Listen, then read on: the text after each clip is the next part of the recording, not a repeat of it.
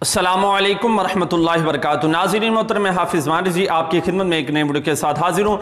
नाज़रीन मोहतरम, तहरीक लब्बैक पाकिस्तान के कारकुनान के लिए ये बहुत ही एक खुशखबरी और आप इस तरह समझ लें कि एक फ़ख्र वाली वीडियो है। नाज़रीन मोहतरम, आप जब ये वीडियो देखेंगे तो आप इस बात पर फ़ख्र महसूस करेंगे कि यार हमारे जो कायदे अल्लामा साद हुसैन रिज़वी साहब हैं। नाज़रीन मोहतरम, आपको बताता चला जाऊँ और ये जो पैगाम है अभी आपके सामने मैं एक वीडियो क्लिप भी रखूँगा, वो भी आपने ज़रूर देखना है। आपको बताता चला जाऊं कि पाकिस्तान तहरीक लब्बैक पाकिस्तान के जो सीनियर वकील हैं बुरहान मुअज़्ज़म साहब, उनकी अल्लामा साद हुसैन रिज़वी साहब के साथ मुलाकात हुई। बाकी बातें तो आपने सोशल मीडिया पर सुनी है, लेकिन जो अहम बात है मैंने आपके सामने रखनी है।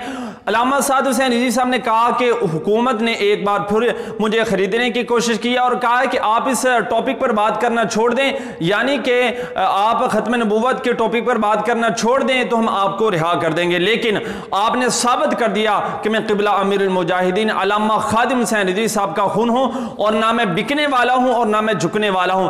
आपने तारीख रकम कर दी। अगर आप चाहते तो आप रिहा हो सकते थे, आप इतने महीनों से कैद के अंदर हैं। लेकिन मैं बताना चाहता हूं, आपने फिर ऐसा जवाब दिया, आपने कहा कि आप मेरी रिहाई को छोड़ें। आपने जो हमारे साथ वादा किया है फ्रांस के सफीर को निकालने का, आप उस वादे को पूरा करें। यारो देखो कि इतने माह जेल के अंदर रहने के बावजूद भी इतना जज्बा, इतनी हिम्मत और इतना अल्हम्दुलिल्लाह अल्लाह ताला ने उनको इस्तिकामत दी हुई है। यकीनन ये रब ताला की उन पर एक खास करम नवाजी है। और मैं कहना चाहता हूं कि तुम फख्र करते हो कि जनाब हमारा जो लीडर है वो फलां है फलां है। अल्हम्दुलिल्लाह हम इस बात पर फख्र करते हैं कि हमारा लीडर ऐसा लीडर है कि जो ना बिकने वाला है ना झुकने वाला। आज भी वो जेल के अंदर कुफार के सामने चट्टान बनकर खड़ा है और अब भी वो जेल के अंदर भी है ना, तो कुफार डर रहा है कि बाहर आ गया तो हमारा क्या बनेगा। लेकिन इंशाअल्लाह रब ताला एक न एक दिन हमारे कायद को रिहा जरूर करेगा और ये जो यूथी हैं ये फिर देखेंगे कि इनके साथ होता क्या है।